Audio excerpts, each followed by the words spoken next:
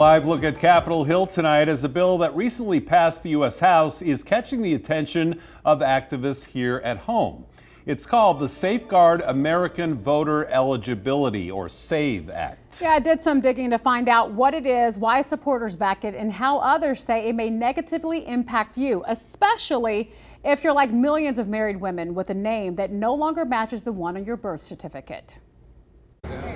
Tourists flock to Fremont for fun, but we stopped some of them to pose a serious question. Have you heard of the SAVE Act? Haven't paid any attention to it, let me say that. No, he watches the news more than I do.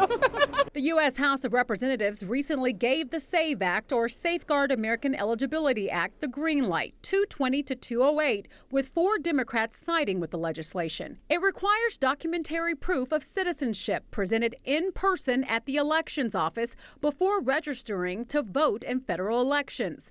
Some acceptable documents include your birth certificate, a valid U.S. passport, military ID along with records of service showing birthplace, or naturalization certificate. Under the current bill, a driver's license would not be enough. I think that you should have to show ID to vote. I mean, don't we have to show ID to buy cigarettes, alcohol, anything else in the world? But opponents worry it would disenfranchise tons of voters. Not everybody has access to the documents that they need to get to be able to do their civic duty, and it's a constitutional right. People typically make the argument that, oh, well, you need to show an ID to buy alcohol. Buying alcohol is not a constitutional right. Shelby Swartz, the executive director of Battleborn Progress, believes the act could negatively impact a lot of married women.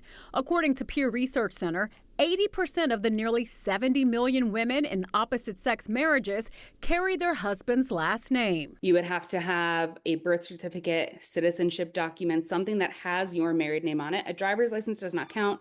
Social Security card does not count. And a marriage certificate does not count. As progressive advocates educate voters on what they believe is at stake, they're also encouraging everyone to voice their concerns to lawmakers. I don't think that they're trying to deliberately discourage women from voting. I'll be doing anything I can think of to resist, and I know my congressmen are resisting. Where are you from, ma'am? Arlington, Virginia, right outside the Capitol.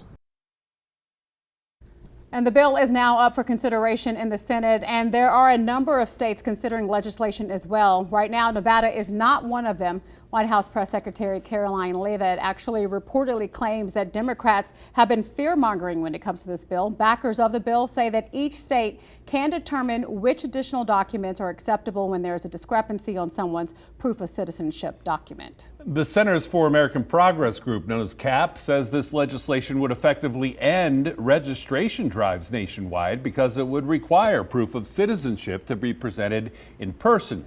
The group says it would also prevent Americans from registering to vote by mail and online registration overnight, which is currently allowed here in Nevada. In our state, you can also register to vote right on the day of the election, but according to the SAVE Act, you'd have to present documentary proof of U.S. citizenship to the appropriate election official at the polling place before you would be able to register. News